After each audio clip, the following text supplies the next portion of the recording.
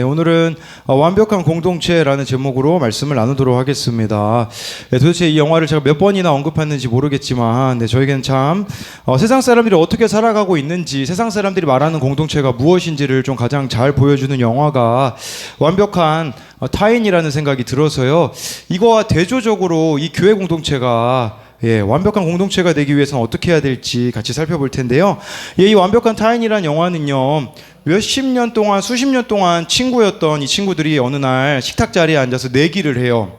지금 이 시간부터 모든 문자 메시지, 전화, 이메일까지 이 자리에서 다 공유한다. 그리고 친구들끼리 게임을 하거든요. 결론이 어떻게 되냐면요, 누구는 이렇게 바람 난 사람이 드러나고요, 동성애하고 있는 친구도 드러나게 되어지고, 이 영화의 결말이 뭐냐면 가면을 쓰고 살아라는 거예요. 세상 공동체는요, 가면을 쓰라고 합니다. 이렇게 좋은 모습만 보여주라고 하고, 그리고요, 이 세상 공동체는요, 책임을 져주려고 하지는 않고 필요에 따라서 사람을 찾는 것이겠죠. 제가 이제 필리핀에서 이제 공부할 때요, 고등학교, 대학교 다닐 때 제일 기억에 남는 장면이 있어요. 그건 뭐냐면 수학 시간에는 제가 인기가 엄청 많습니다. 그래서 막 애들이 막 서로 나 너랑 같은 그룹 하고 싶다, 같은 조하고 싶다 그러거든요. 왜냐하면 한국에 비해 필리핀은 그 수학을 잘 못하거든요. 그래서 우리나라가 예를 들어서 우유 20개를 산다 그러면 하나 찍고서는 곱하기 20 그냥 그 계산 누르잖아요. 근데 필리핀은 20개를 다 찍거든요, 바코드로. 그러니까 한국 사람이 이 수학이 뛰어날 수밖에 없거든요. 막 수학 시간에는 막 다 저를 막 데리고 가려고, 나 너랑 함께 하고 싶다 그러다가 그 다음 시간부터는 찬바람이 이제 쌩쌩 붑니다. 언제 그랬냐는 듯이 저를 외면하는 거죠. 이게 세상 공동체의 모습이에요. 나의 필요에 따라서 정말 이렇게 사람을 이용하는 모습이다라고 할 수 있겠죠. 그렇다면 완벽한 공동체라고 할 수 있는 교회 공동체는 어떻겠습니까? 이게 우리가 완벽해서 완벽하다라는 게 아니라 하나님의 말씀이 완벽하기 때문에 그 말씀을 저와 여러분들이 따른다면 완벽한 공동체가 되어질 수 있다라는 것이겠죠. 그렇기 때문에 저와 여러분들에게 제일 필요한 것은 이 말씀에 대한 순종이 이루어져야 된다라는 것이겠죠. 또 서로가 하나가 되기 위하여서, 이 공동체가 정말 세워지기 위해서 우리들에게 필요한 것은 무엇일까요? 디모데후서 3장 1, 2절에 보면요, 말세에 대해서 나와 있거든요. 우리 같이 읽어보겠습니다. 시작.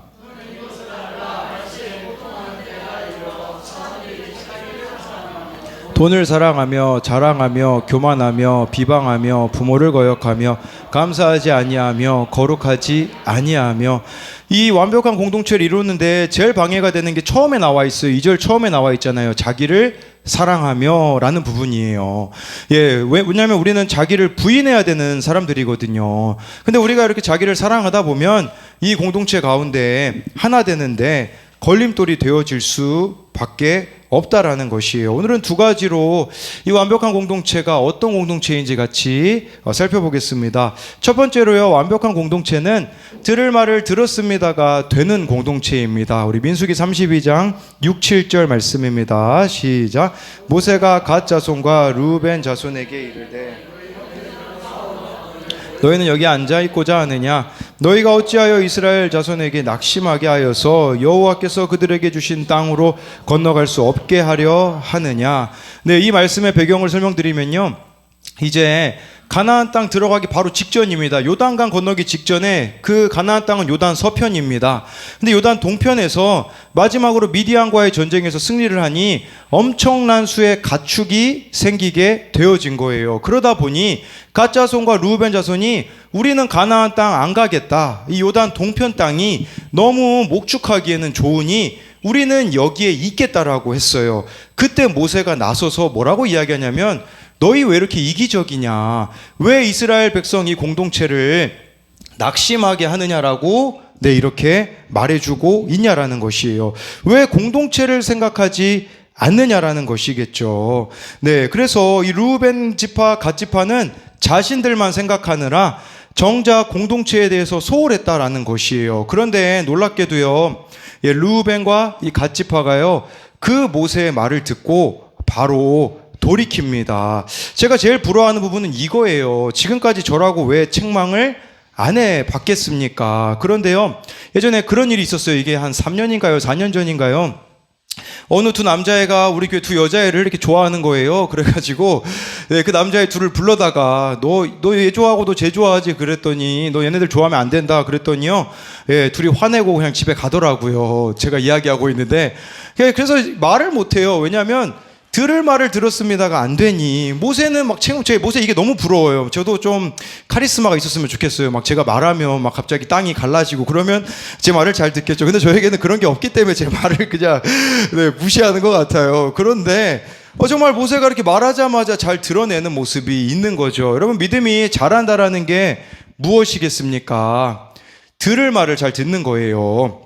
우리 어제 3층에 이제 김지은 집사님이 따로 기도하고 있고 유아가 이야기할 거 있다고 해서 와서 이제 둘을 제가 집에 데려다 주는데 이제 그런 얘기가 나왔어요. 우리 유아가 지은 집사님이 이 일주일에 교회를 몇 번이나 오세요? 이제 물어보니까 대충 계산해 보니까 한 평균적으로 8번 정도 네 오더라고요. 우리 지금 김지은 집사님을 좀 따라잡으려고 그 뒤에 앉아 있는 한진규가 매일 오고 있는데 새벽 기도만 이제 매일 나오면 제가 봤을 때는 따라잡을 수 있어요. 그럼 10번 올 수 있거든요. 그래서 내일 새벽에 봐요, 한진규. 네, 아까 우리 곽 권사님이 우리 주영인 줄 착각하고서 아는 척했다가 네, 진규여가지고 네, 당황했으니까 네. 그러니까 내일 새벽에 나와요. 네. 그냥 한번 껴맞춰 봤고요.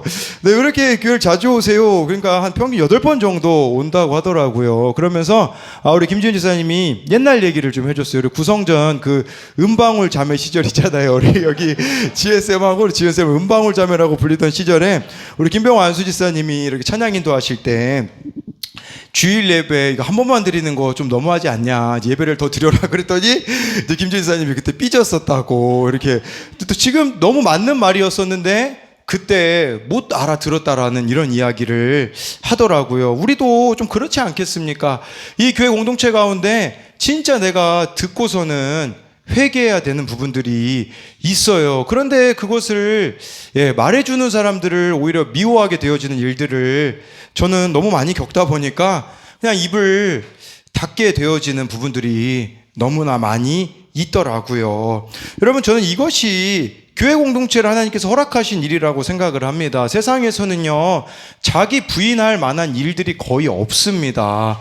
안 좋은 말 들으면요, 그냥 안 가버리면 되고 그 사람을 안 보면 되는 거예요. 근데 교회 공동체에서는 뭐 좋은 일만 있습니까? 사실 안 좋은 일들도 있지만 그걸 통해서 하나님이 우리들에게 원하시는 것은 자기 부인이라는 것이에요. 이것이 되어지지 않는 경우 공동체를 떠날 수밖에 없다라는 거죠. 제가 필리핀에서 대학생활 2학년부터 4학년까지 CCC라는 공동체에서 생활을 했거든요. 보면요, 그 사랑방 공동체를 나가는 사람들이 있어요. 어떤 것 때문에 나가냐면 놀랍게도요, 하나님이 그 사람을 다루어 가시거든요. 돈에 이렇게 집착하는 친구가 있으면 그 친구만 돈이 없어져요. 여기 계속 공동체에서 다루어 가시는 부분인 거거든요. 근데 그런 것들은 생각하지 않고 그냥 상처가 된다라고 하고서는 어찌 보면 그 영역이 하나님이 우리를 연단해 가시는 영역인데 우리는 그것을 외면할 때가 너무나도 많이 있다라는 것이에요. 나를 정말 객관적으로 볼 수 있는 비결은요, 다른 데 있지 않아요. 이 공동체에 함께 해 가는 것이라는 거예요. 그런데 왜 우리가 이 공동체의 말을 듣고 싶지 않냐면 요단 동편이 있기 때문이에요.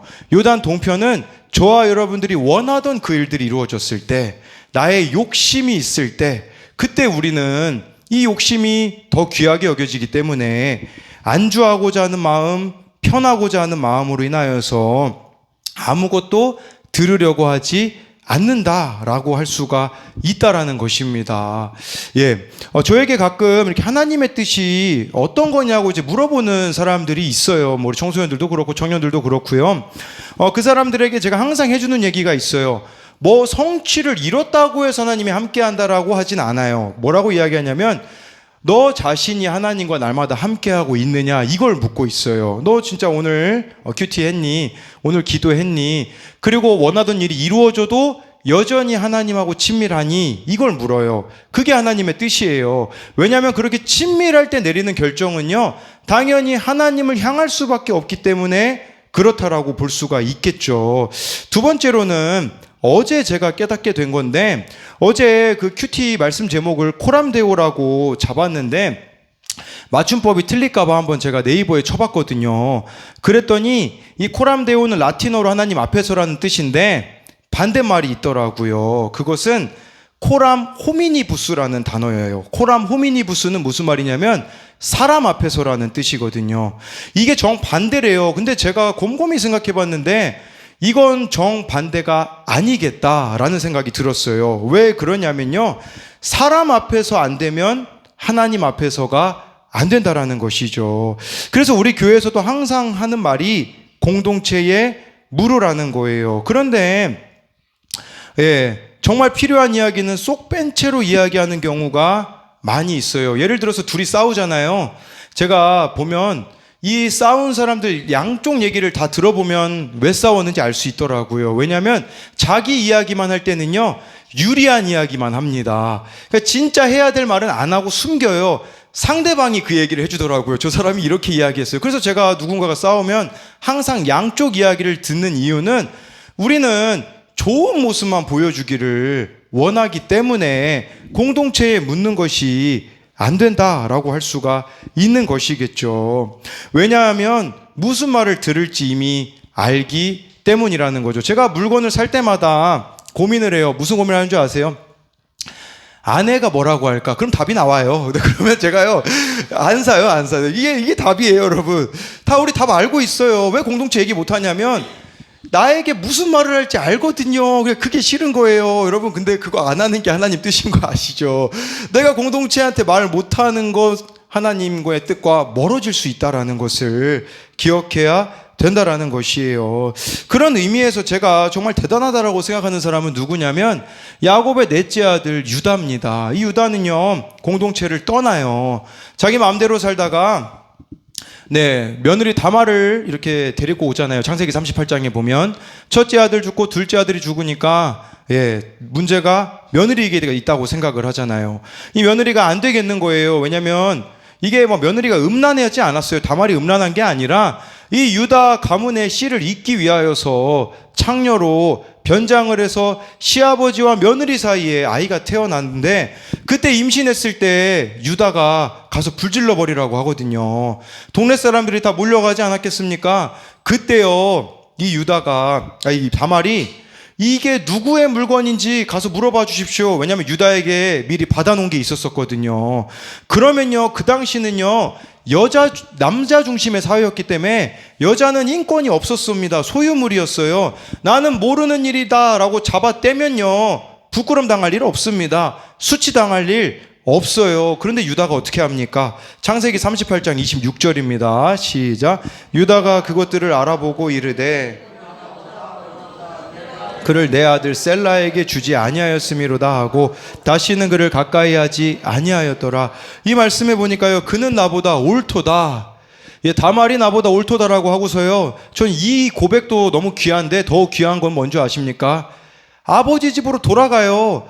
야곱 자기 아버지가 있는 집으로 돌아간다라는 건 무슨 말이겠어요? 자기 형제들이 다 보는 거예요. 다말과 이 시아버지인 유다와 다말 사이에 태어난 그 아들들을 어떻게 설명하겠냐라는 거죠.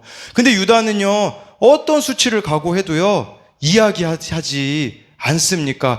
그래서 이 유다 지파가 예수님의 조상의 가문에 들어가는 것이 아니겠습니까?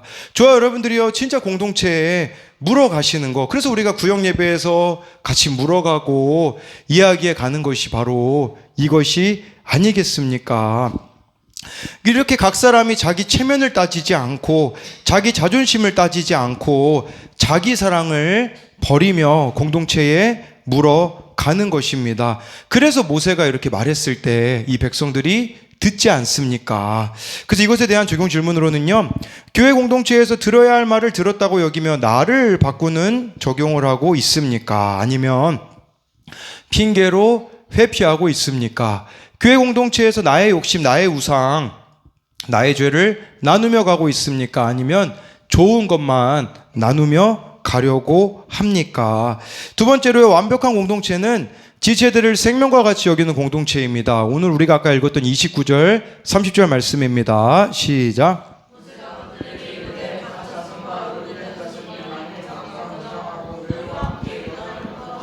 여호와 앞에서 싸워서 그 땅이 너희 앞에 항복하기에 이르면 길르앗 땅을 그들의 소유로 줄 것이니라.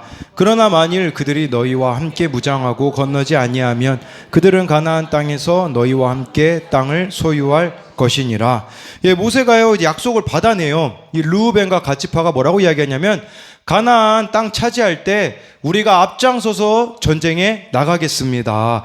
요단 동편 이거 얻는다고 안주하는 게 아니라 가나안 땅 점령할 때 앞서서 같이 싸우겠습니다라는 약속을 받아놓고서는 모세가요, 모세는 이제 이 이후로 죽거든요.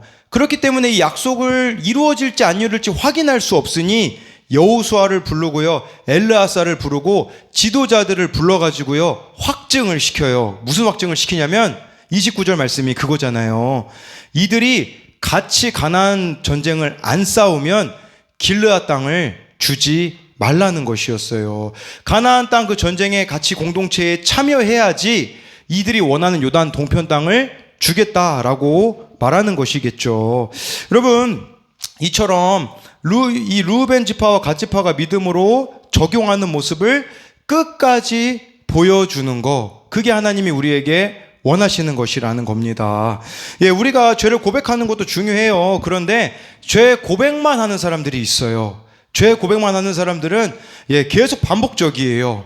제가 우리들 교회에서 그 큐티 페스티벌에서 그걸 봤거든요.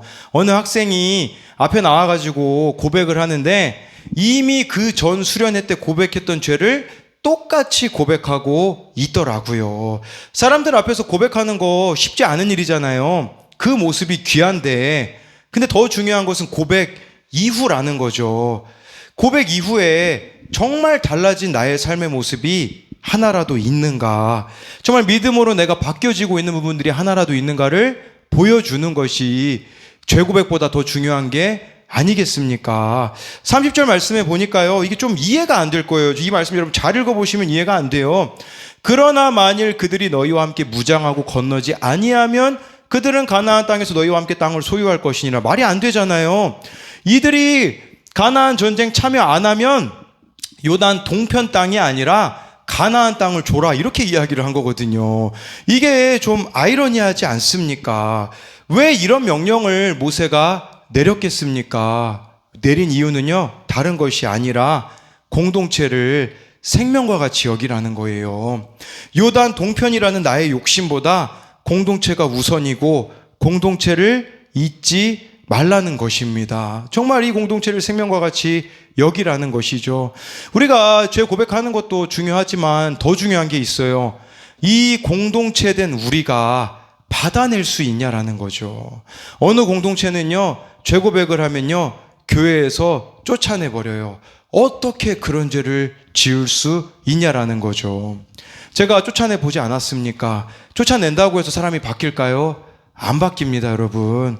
아파도 끝까지 품고 가야 된다라는 것이에요. 받아내는 사람이 없다면 이 일은 이루어질 수가 없는 거예요. 그렇다면 저와 여러분들이 어떻게 해야 받아내는 사람이 될 수 있을까요?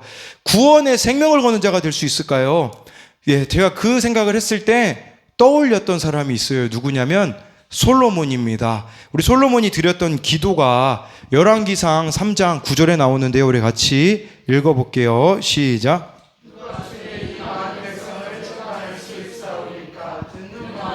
종에게 주사 주의 백성을 재판하여 선악을 분별하게 하옵소서. 이 내용이 어떤 내용이냐면 이 솔로몬이요 1000번제를 드립니다. 1000번제를 드리는데 그때 하나님이 뭐라고 말씀하시냐면 무엇을 원하느냐라고 했을 때 솔로몬이, 우리는 지금까지 지혜라고 생각을 하시잖아요. 듣는 마음이에요. 원어로 보면요. 솔로몬이요 듣는 마음을 달라고 했어요. 이 듣는 마음이 무슨 말일까요? 공감 능력을 달라라는 거예요. 이 백성들을 사랑할 수 있는 마음을 달라는 거예요. 이 마음을 받고 나서, 듣는 마음을 가지고 나서 누가 찾아오는 줄 아십니까? 창녀 2명이 찾아와요. 이 아이가 누구 아이인지 판결 내려달라라는 거. 우리가 그렇다면 이 듣는 마음을 갖기 위해서 저와 여러분들에게 필요한 것이 무엇이겠습니까? 저는 그 답을 기도라는 생각이 들어요. 정말 저와 여러분들이요 기도하셔야 돼요.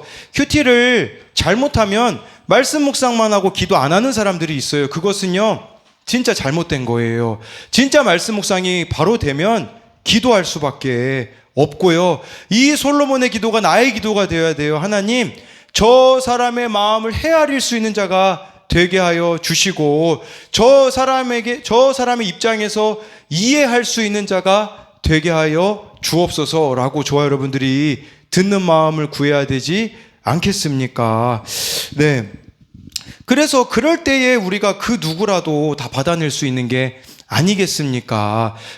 엊그제 이제 수요일 날 제가 적용으로 교회 매일 오는 한진교와 매일 큐티를 하겠다 그래가지고 이제 매일 큐티를 하고 있어요. 그래서 어제도 큐티를 하고 엊그제도 이제 큐티를 하는데, 첫날 큐티할 때 이제 3층에 그 청소년용 큐티인을 딱 가지러 갔는데 누가 울고 있더라고요. 거기서 누가 울고 있나 이제 혼자서 보니까 김지은 집사님이 혼자서 이렇게 울고 있더라고요. 우리 유아랑 이렇게 전화로 상담해주고 있는데, 아니 눈물이 막 진짜 이렇게 닭똥같이 툭툭 떨어지더라고요, 바닥에.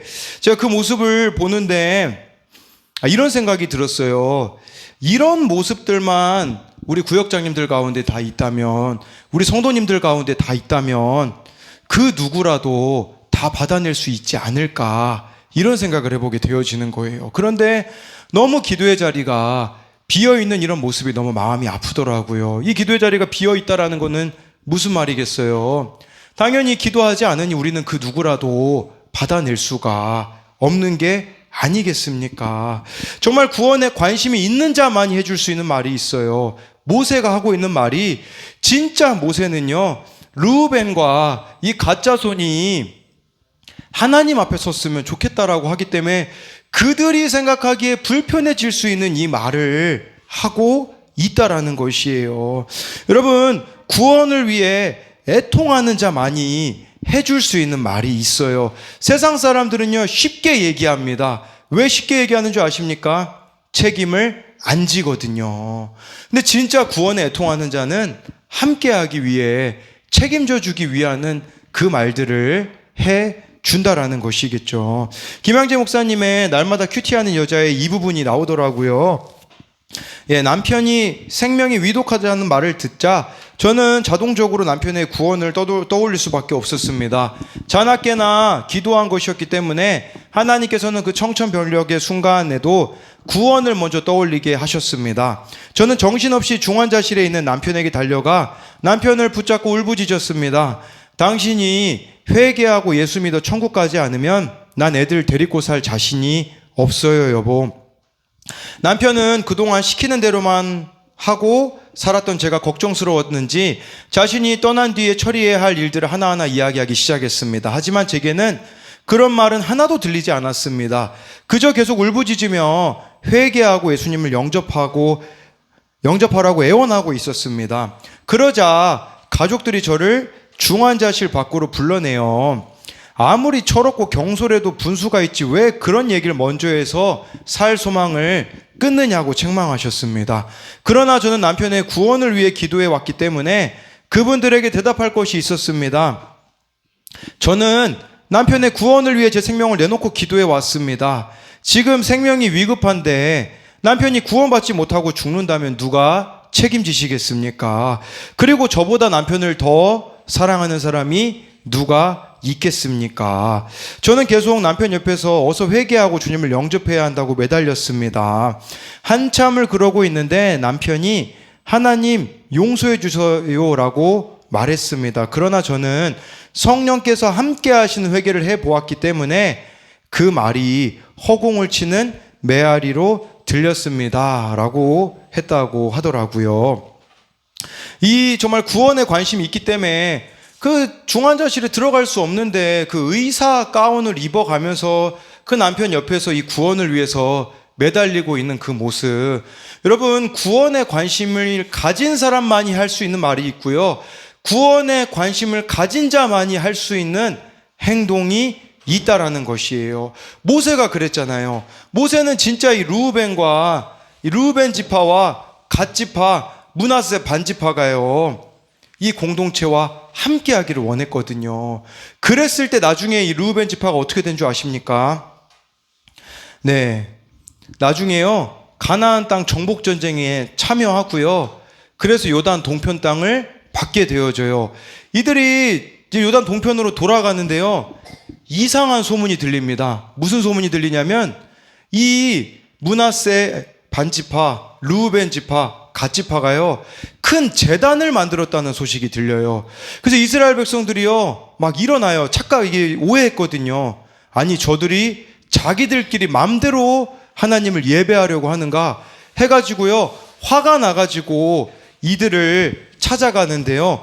왜 너희들 그렇게 큰 제단을 만들어 놨느냐 라고 했을 때 그들이 뭐라고 대답하는 줄 아십니까? 그들의 대답이요 여호수아 22장 27절에 보면 나와 있는데 여기 제가 안 옮겨놨네요. 제가 읽어드리면요, 우리가 여호와 앞에서 우리의 번제와 우리의 다른 제사와 우리의 화목제로 섬기는 것을 우리와 너희 사이와 우리의 후대 사이에 증거가 되게 할 뿐이므로 너희 자손들이 후일에 우리 자손들에게 이르기를 너희는 여호와께 받을 분깃이 없다 하지 못하게 하려 함이라. 이게 무슨 대답이냐면요, 여기서 제사 드리려고 제단 만든 게 아니라 나중에 내 후손들이, 우리의 후손들이 이스라엘 공동체와 무슨 관련이 있느냐라고 묻는다면 이걸 가지고 설명해 주겠다라는 것이에요. 무슨 말이냐면 므낫세 반지파, 르우벤 지파, 갓 지파가요 공동체를 사랑하게 되어진 거예요. 우리는 이 요단 동편에 있다고 할지라도 이스라엘 공동체와 운명 공동체라고 고백하고 있는 그들의 고백이 여기에 나타나 있다라는 것이겠죠. 이들이요 끝까지 예수님 잘 믿는 모습을 보여줬다라고 할 수가 있는 거예요. 계속 이어서 김양재 목사님의 날마다 큐티한 여자예요 내용에 이어서 나온 내용이, 평소 전혀 못 뵈던 젊은 부목사님이 남편이 죽음 앞에 서 있을 때 병원에 와주셨다고 해요. 목사님은 중환자실에 가족들과 친구들을 모두 들어오게 하시더니 남편의 침대에 둘러서게 하셨습니다. 그리고 남편의 손을 꼭 붙잡고 물으셨습니다. 오늘 천국 문 앞에 서 계십니다. 그 문으로 어떻게 들어가실 수 있겠습니까? 남편이 대답을 하는 거죠. 예수 이름으로요. 그리고 울면서 남편이 말을 이었습니다. 목사님, 제가 믿음이 없어서 교회 안 나간 게 아니라 죄를 많이 지어서 못 나갔습니다. 목사님, 저의 직업을 아십니까? 목사님이 고개를 끄덕이시자 남편은 산부인과 의사를 하면서 낙태 수술을 했던 것에 대해 회개하기 시작했습니다. 레지던트를 할 때는 어쩔 수 없다고 해도 자기 이름으로 병원을 운영하면서 낙태 수술로 돈을 번다는 사실은 장로 아들로서 보고 들은 것이 많았던 남편에게 가책이 되었던 것입니다. 그 죄 때문에 하나님께 이렇게 매를 맞았습니다. 고쳐주시면 감사하고 고쳐주지 않아도 할 말이 없는 인생입니다. 가족과 친구들이 모두 둘러선 가운데 남편은 눈물을 흘리며 자기 죄를 고백했습니다. 그 후 영접 기도를 따라한 후에 목사님이 남편이 가족들에게 하고 싶은 말이 있으면 하라고 하자 남편은 제가 그동안 교회 다니는 거 많이 막아서 미안하다고 용서를 구하면서 부부싸움은 칼로 물베기 아니냐고 농담을 했습니다. 그리고 저희 친정 아버님께는 그동안 아들 없는 집에 사위 노릇을 제대로 못한 것에 대해 시댁 식구들에게는 매사에 비판하고 지적했던 것에 대해 용서를 구했습니다. 남편의 진심 어린 고백에 가족들은 서로 자신들이 미안해노라 고백하며 서로 용서를 구하기 시작했습니다. 순식간에 병실은 회개의 눈물로 가득했습니다. 남편이 위도가다는 사실을 알기도 전에 모인 가족들, 그리고 목사님 앞에서 회개한 남편의 얼굴은 천사처럼 평온해 보였습니다. 제가요 아까 말씀드린 사람 앞에서와 하나님 앞에서가 동시에 간다라는 것은요, 이 사람이 진짜 천국 갔는지 안 갔는지는요 알 수 있어요. 회개하는 모습을 보면 알 수 있는 게 아니겠습니까? 그래서 이것에 대한 적용 질문은요, 공동체 지체들의 구원에 관심이 있기에 그들을 위해 기도하며 하나님께 듣는 마음을 구하고 있습니까? 마지막까지 자녀들에게, 사람들에게 보여주는 모습은 회개하는 모습임이 인정되십니까? 사실 우리들 가운데요, 죄인이 없는 사람이 누가 있겠습니까? 이 르우벤 이 지파도 그렇고요, 이 므낫세 반지파 갓 지파도요 욕심 부리는 모습을 보여줬잖아요. 근데 결론이 어땠습니까? 회개하는 모습이었잖아요. 저와 여러분들 다 죄인이에요. 우리가 보여줄 마지막 모습은요, 그때마다 보여줄 모습은요, 다른 게 없습니다. 회개하는 모습만 보여주시면 돼요. 제일 비참한 인생은요, 그거라고 생각을 해요. 장례식장에 가는데 모르겠는 거예요. 이 사람이 진짜 구원받았는지 못 받았는지. 그러면요, 예를 들어 제가 나중에 그 장례식장 가서 그 자녀들에게 설교할 때 해줄 말이 없는 거죠. 우리 이러지 않았으면 좋겠어요. 정말 마지막까지 회개하는 모습 보여줌으로써 그 회개의 증표가 무엇이었겠어요? 이들이 큰 재단 만든 거였었잖아요. 우리도 이 회개의 증표를 보여줌으로써 정말 그 회개의 모습만 보여줄 수 있다면, 저는 이 말씀을 준비하는데 누가 떠올랐냐면 저희 할아버지가 떠올랐어요. 그 산소호흡기 코에 이렇게 하고 계실 때, 먼저 좀 괜찮으실 때는요, 저희 어머니가 할아버지한테 그렇게 얘기하셨어요. 그동안 할머니한테 힘들게 한 거 용서 구하시라고. 그래서 저희 할아버지가요, 할머니 손잡고 미안하다고 하셨거든요. 그게 제가 기억나는 첫 번째고요. 두 번째는요, 거의 혼수 상태가 되셨을 때인데 그때 주 안에 있는 나에게 그 찬양을요, 이 산소호흡기가 꼈으니까 부르지는 못하시고 입술로 따라하시는 모습을 저는 봤거든요. 그 할아버지의 마지막 모습을 봤기 때문에 저는 이 믿음의 유산을 가지고 살아갈 수가 있는 거예요. 어떤 죄에 무너졌는지가 중요한 게 아니라 그 죄에 대해서 내가 회개하는 모습만 보여주고 갈 수 있다면 그보다 더 큰 유산이 어디에 있겠느냐라는 것이겠죠. 저는 늘 이런 고민을 하게 되어져요. 왜냐하면 저도 막 욕심에 눈이 멀어가지고요. 욕심에 눈이 멀면 제일 먼저 관심이 없는 대상이 누구냐면 공동체 사람들에게 관심이 없어요. 그러면 막 제 마음에 이런 마음이 들어요. 아, 나는 진짜 너무 우리 공동체 사람들의 구원에 관심이 없구나. 그러면요, 하나님 앞에 그냥 이렇게 가난한 마음으로 구할 수밖에 없어요. 하나님, 저 정말 우리 교회 사람들의 구원에 관심이 없는 사람이네요. 그럴 때면요, 전화도 못 하겠어요. 우리 청소년 아이들 매주 신방해야 되는 아이들에게도 제가 너무 부끄럽고 용기가 안 나고 두려워가지고요, 전화도 못 걸겠더라고요. 근데 제가 지난주에 회개했잖아요. 기독교 동아리 아이들이 반응 안 한다고 원망불평한 거 회개했잖아요. 이번 주 무슨 일이 있었는 줄 아세요? 엊그제 기독교 동아리 들어갔는데 여기 진규가 증인인데 날라다녔어요. 애들이 무서워 보이지가 않아요. 다 밥으로 보이더라고요. 그 비결이 지난 그 전주만 해도요, 막 애들이 무서워가지고 할 말이 없던 제가 어떻게 그렇게 당당할 수 있겠습니까? 제 능력입니까? 아니에요. 회개의 능력인 거죠. 그리고요, 제가 막 이렇게 구원에 관심이 없으니까요, 그럴 때면 하나님이 구원에 관심을 가지게 만들어주세요. 어떤 일이 있었냐면요, 어제 이제 미용실에 갔거든요. 그 미용실에 저를 너무 좋아하시는 아저씨가 있어요. 막 저만 보면 너무 막 저를 좋아하시고 말 너무 거시고, 그래가지고 어제 제가 처음 그랬어요. 저는 누구 이렇게 말 걸 때 제가 번호 따본 적은 많거든요. 제 번호를 달래요. 그래서 제 번호를 달라고 하더니 자기 그 핸드폰에다가 이제 목사님 딱 저장을 하더라고요. 저는 뭐라고 저장하면 됩니까? 그랬더니 형님이라고 저장하면 됩니다. 이렇게 이야기를 하시더라고요. 제가 어제 그분 번호 따가지고, 그분이 제 번호 따가지고 어제 형님을 한 명 생겼거든요. 근데 그분이 암투병 중이시거든요. 저는 그거 얘기를 보면서 생각이 드는 게 그거죠. 구원에 관심 가지라는 거겠죠. 그리고 어제 밤에는 제가 매주 전화 신방하는 애인데 걔한테 갑자기 전화가 왔어요. 제가 전화를 해야 되는데 지가 저한테 전화해가지고, 목사님 저 시험 끝났는데 너무 신나요. 저 이번 주에 교회 갈게요. 그런 이야기를 하는데 진짜 제가 너무 부끄럽게 느껴지면서, 구원에 관심이 멀어지니 또 구원에 관심을 가지라고 이렇게 하나님께서 일하시는 거구나라는 것을 보게 되어지더라고요. 이와 마찬가지로요, 정말 좋아요. 여러분들이 구원에 관심을 가진 자가 되어서요, 대학생들 설문조사를 해봤거든요. 설문조사를 해봤는데요, 60%, 예수님 믿는 대학생들 60%가요 말씀대로 살아가는 걸 안 믿는데요. 지금요, 우리 교회가 말씀대로 살아가려고 하잖아요.